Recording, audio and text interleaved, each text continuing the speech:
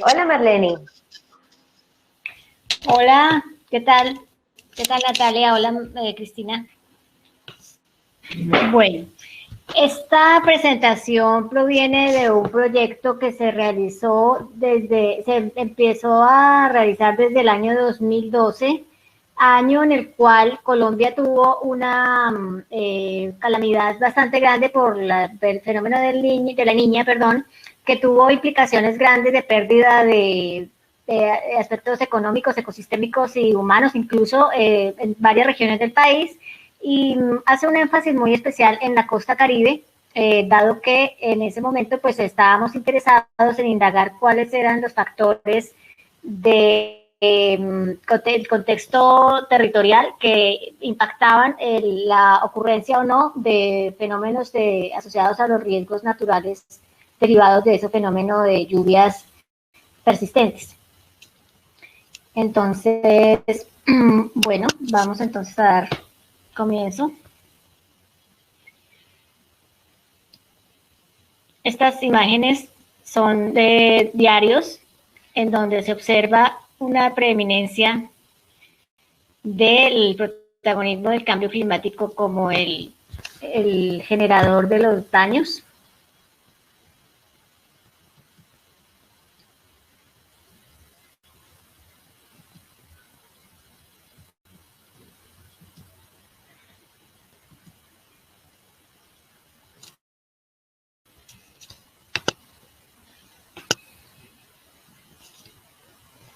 Bien, la idea entonces es de esta presentación, de este interés por indagar los aspectos de gestión del riesgo asociados al fenómeno de la niña en la costa Caribe. Se identificaron algunos aspectos pertinentes que indicaron que el cambio climático, que en ese momento era nombrado reiteradamente como una de las causas, en realidad sí era un factor, pero no fue el más importante. Hubo pues toda una generación de culpas y de manifestaciones institucionales de una a la otra, indicando que algunas tenían la culpa, que otros no tenían la culpa, pero finalmente lo que salió a relucir se supone que era una cuestión de caso fortuito, pues que como era relacionado con el cambio climático, pues no había posibles culpables. Bueno, desde la universidad estuvimos en desacuerdo con ese tipo de respuestas vagas institucionales, de la cual manifestaban que no había posibilidad de pronto de encontrar culpables en esa situación, y pues nos dimos a la tarea de indagar qué había detrás de esa tragedia, y especialmente en el aspecto de eficacia en la gestión institucional. Pues de los primeros acercamientos a la problemática en el momento en que sucedieron estos hechos, nos dimos cuenta que inicialmente había habido desatención de un criterio que fue el de la prevención, que indica que este fenómeno no era nuevo en ese momento, ya se había venido presentando cada año y de hecho todavía sigue presentándose, pero la institucionalidad no ha tenido como la prevención, el enfoque preventivo para tomar las medidas del caso que anticipen estos mismos inundaciones, por ejemplo, que se presentan año con las pérdidas de vidas y de ecosistemas y parte económica que siempre hemos conocido. Frente a esa indagación, entonces consideramos necesario preguntarle directamente a los funcionarios de dos departamentos que tuvieran que ver con el tema ambiental en el país, en la parte nacional y en la parte local, que tuvieran que ver también con el tema de gestión del riesgo, para preguntarles, bueno, listo, ustedes en este momento están en el ojo del huracán porque el gobierno pues ha identificado que hay un problema de institucionalidad detrás de estas consecuencias que tuvo el fenómeno de la niña en la costa, reitero, años 2012 en adelante. Entonces, ellos, si ustedes recuerdan, hubo de hecho una declaración de emergencia, una declaración de estado de emergencia ambiental, económica, social en ese año, que concluyó con la generación de una serie de documentos de política y normativa que cambió totalmente la perspectiva de manejo y gestión del riesgo en el país a partir de la supresión de esa unidad de atención de desastres, la modificó por una de gestión del riesgo. Listo. Entonces, desde allí la indagación se aplicó metodológicamente a un grupo de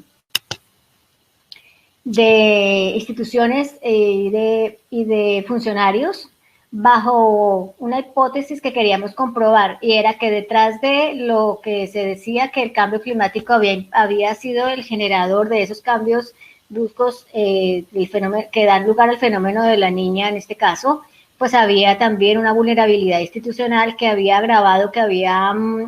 sido catalizador de unas consecuencias peores. Es decir,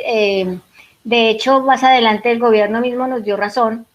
con esa hipótesis cuando se generó una serie de documentos y decretos en donde se fusionaron corporaciones autónomas regionales de la costa y se colocó tal cual que se había encontrado que había problemas de la institucionalidad que no habían permitido que esa gestión del riesgo para responder adecuadamente a los impactos del fenómeno de la niña en las costas, pues hubiese sido mejor. Y fusionaron algunas CARS, y bueno, sí, hubo allí como un revolcón institucional para llamar la atención frente a este tema. La investigación entonces continuó desde ese punto de vista y queriendo generar como un aporte a que no volviera a suceder, o bueno, aporte a que en los siguientes eventos de fenómeno de la niña hubiese alguna atención más específica al tema de gestión institucional. Quiso generar una serie de indicadores que muestran hasta qué punto una institución o un grupo de instituciones a cargo del tema de la gestión del riesgo en el país y del tema ambiental, pues tiene problemas y tiene que mejorar su aspecto interno para acoger y para dar respuesta eficaz a lo que se espera de ella como una institución del orden, bueno, ya sea local o nacional, que atiende y que debe implementar medidas adecuadas de gestión del riesgo. Las categorías de análisis de la investigación: riesgo, gestión del riesgo costero y vulnerabilidad institucional. Los primeros se toman de las categorías de estos conceptos de las ciencias naturales, que se fortalecen principalmente a partir de pues, riesgos de origen natural, pero que pues, nosotros los adecuamos a un análisis sobre unos riesgos institucionales. Desde esa teoría se determina que el riesgo está constituido por dos aspectos: la amenaza y la vulnerabilidad. Pues la amenaza en este caso pues sería pues toda la serie de afectaciones que genera el fenómeno de la niña en varios componentes y niveles, y pues la vulnerabilidad la asociamos nuestro foco de atención fue la vulnerabilidad institucional asociada a análisis de gobernabilidad para determinar hacia dónde tenía que redirigirse o tenía que adecuarse la institucionalidad para una mejor respuesta frente a estos fenómenos en el futuro. La gestión del riesgo se constituyó también un factor, una categoría importante, dado que, como les digo, a partir de ese evento se cambió totalmente la perspectiva de manejo de los riesgos. Se pasó de una actividad de respuesta, de reacción, a una se supone, de planificación y de anticipación del riesgo. De hecho, una mirada planificadora, anticipatoria, y que permitiera pues tomar decisiones desde antes que sucedieran y no durante o después que había sido la forma de dar respuesta de estas instituciones durante mucho tiempo al tema. Bueno, en el tema de la vulnerabilidad institucional, pues se tiene que la vulnerabilidad es la posibilidad o predisposición a ser dañado por una amenaza externa en virtud de características, factores o internalidades que pueden verse disminuidas o exacerbadas por el medio. Este medio al que hacemos referencia aquí específicamente es precisamente la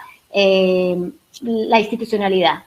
Cómo está conformada, qué recursos tiene, qué perspectivas tiene de gestión, cuáles son las dinámicas internas y sus creencias frente a la gestión del riesgo, que por ejemplo, así muy concretamente ha estado viéndose afectada por pensar que de hecho el cambio climático es la razón. ¿Por qué? Porque eso es como un comodín que no permite a las instituciones moverse autoevaluándose y siendo conscientes de que eso tan etéreo como es el cambio climático, pues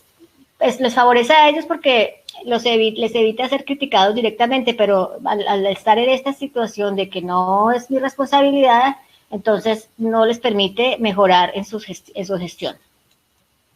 Bueno, el concepto principal de vulnerabilidad institucional determina la necesidad o el objetivo de caracterizar las concepciones y prácticas de las instituciones públicas que tienen a su cargo el manejo del riesgo para darle una adecuada respuesta a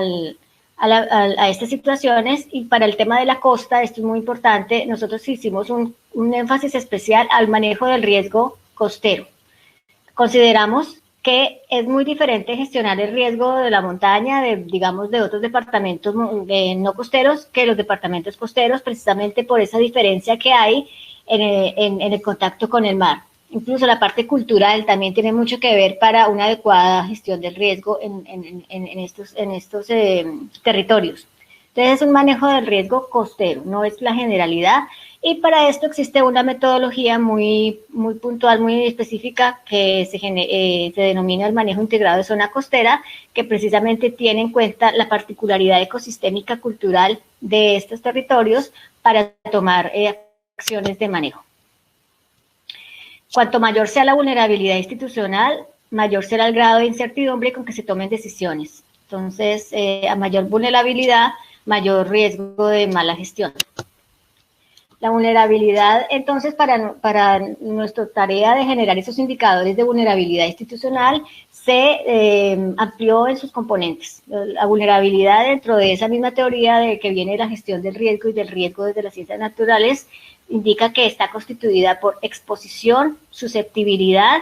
y resiliencia. Bajo estos tres factores constitutivos del criterio de vulnerabilidad, pues los tomamos cada uno por ir separado y generamos instrumentos de captura de información que nos diera respuesta a de qué manera en la costa Caribe se estaba generando cada uno de estos aspectos para generarle la vulnerabilidad a la institución. Esta gráfica nos muestra de qué manera en la primera columna se determinan los factores de vulnerabilidad desde la teoría del riesgo, y en la parte derecha cómo la investigación los adecuó a partir del análisis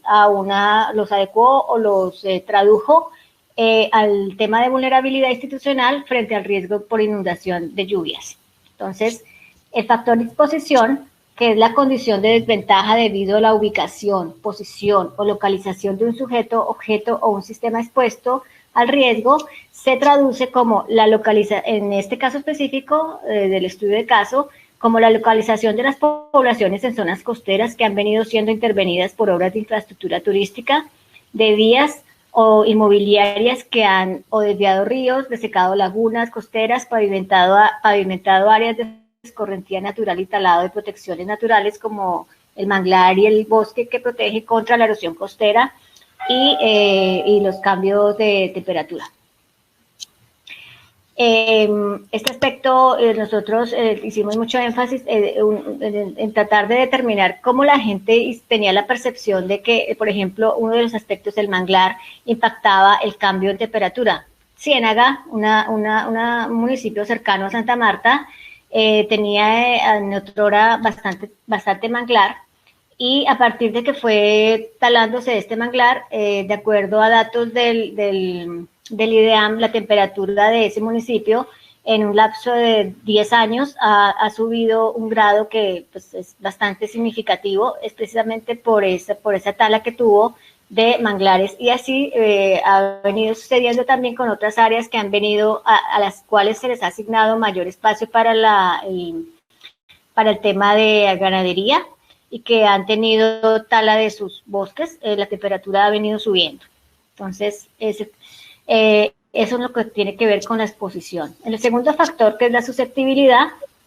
se traduce como políticas públicas que aumentan el impacto o radio de acción y efecto de la amenaza, acrecentando la inminencia del riesgo. En este caso específico del piloto, todas esas normas de planificación territorial y de diseño de los POT, en donde no se tiene en cuenta el enfoque ecosistémico que ha sido determinado por la Política Nacional de Desarrollo Sostenible de los Espacios Oceánicos y las Zonas Insulares de Colombia, la PANAOSI, como el criterio de enfoque al cual debe apuntar todo ordenamiento territorial en las zonas costeras.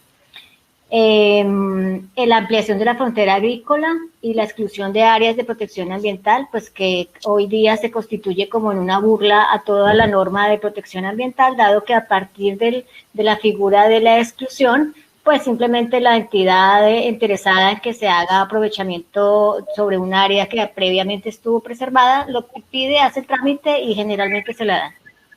Y el último factor es la resiliencia, que es la capacidad de un sistema, comunidad o sociedad expuestos a una amenaza para resistir, absorber, adaptarse y recuperarse de sus efectos de manera oportuna y eficaz, lo que incluye la preservación y la restauración de sus estructuras y funciones básicas. ¿Cómo se traduce? Como vulnerabilidad frente a una carencia de políticas públicas de gestión de riesgo desde la perspectiva preventiva e integral en los planes y programas de restauración ecológica, que han determinado pues una resistencia a esa nueva dinámica de adaptación al cambio climático, y que impacta también una conciencia de la población sobre la necesidad de proteger sus recursos naturales como una vía precisamente de adaptación y resistencia. Bueno, de conclusiones, algunas de las conclusiones, los temas de política que generan vulnerabilidad institucional frente al riesgo de inundaciones por fenómeno de la Niña en las regiones costeras del país, son los temas de gestión de recursos hídricos, o sea, todas las políticas que atienden al recurso hídrico, en donde se determinó que el tema de concesiones, por ejemplo, es un tema álgido, en donde la legalidad de la concesión ha dejado de lado pues aún más bien ha priorizado el interés económico de quien paga la concesión por la constitución del agua como un bien un bien necesario para consumo humano, y pues prácticamente se ha privatizado en muchos sectores el agua. Esto en cuanto a políticas de gestión del recurso hídrico. También tiene que ver, por ejemplo, en el caso muy vivencial de Santa Marta, con que esas políticas que a nivel local tienen más énfasis administrativo de cambios burocráticos que de atención precisamente al ecosistema que genera el aporte del agua. Es decir, vimos que hay un desequilibrio entre las medidas que toma la institucionalidad cuando hay carencia de agua, como en Santa Marta, que se ha venido dando desde hace ya más de 7 años, problema con el abastecimiento, que la mayoría de medidas son de tipo administrativo, y cuando uno va a buscar las que tienen que ver, por ejemplo, con reforestación de las rondas hídricas allá en la sierra, en verdad que son muy pocas, y es absurdo porque pues es precisamente el hecho de que arriba esté bien, que es el punto generador del agua, que permite que esas instituciones finalmente pues tengan un quehacer, porque sin el sujeto que es el objeto que es el agua, pues no tendrían razón de existir. Otra política pública complicada es el de la tenencia de la tierra, en donde se identificó una serie de políticas que dan, como les digo, posibilidad de apertura de la frontera agrícola, mucho más allá de las rondas de los ríos a veces, y por el tema de prioridad que se ha dado al tema de explotación minera, también se han visto casos en donde, por los derechos que da la posesión de un terreno, da al dueño la posibilidad de que asigne el uso de su terreno a explotación sin ningún para la... Estamos bastante atrasados en el horario por el problema de Hopin. Entonces, si puedes ir cerrando, te lo agradecería. Nos va a tocar cortar las charlas un poquitico. Bueno, vamos a dar entonces finalmente la batería de indicadores. Es esta: nivel de coordinación interinstitucional, implementación de enfoque preventivo versus reactivo, la incorporación del enfoque ecosistémico en planificación territorial y la existencia de marcos normativos de gestión de riesgo costero. Estos son los resultados que arrojó la aplicación de 50 encuestas a los funcionarios públicos que tengan que ver con la gestión de riesgo, y ellos mismos determinaron que estos son los principales problemas que les dan a ellos la dificultad para gestionar adecuadamente los riesgos: falta de personal como primer lugar, pero le sigue la parte de recursos, capacitación que se va ligada al de personal, tecnología, coordinación, apoyo ciudadano y normatividad. Y bueno, finalmente entonces se hace énfasis que en estas encuestas y en estas entrevistas se determinó la necesidad de que sea la institucionalidad la que ella misma se autoevalúe para ver de qué manera está fallando la gestión del riesgo por este tipo de situaciones, que existe esa vulnerabilidad institucional y que esto es importante, que los fenómenos del niño no son nuevos, han venido pasando desde hace mucho tiempo, pero antes la gente las poblaciones lo asumían adecuadamente y los ecosistemas también. Lo que ha venido variando son las intervenciones humanas en el territorio, que han hecho que los efectos de esas lluvias sean más graves y hayan sido exacerbados en sus consecuencias. Todo causa humana. Entonces, finalmente, frente a esto, es claro que pues, el cambio climático no es una causa, sino es una consecuencia de las actividades humanas. Listo. Gracias. Muchísimas gracias, Marlene. Desafortunadamente no tenemos tiempo para preguntas, pero si alguien tiene una pregunta, por favor, póngala en el chat y nosotros se la haremos llegar a Marlene. Muchísimas gracias, Marlene.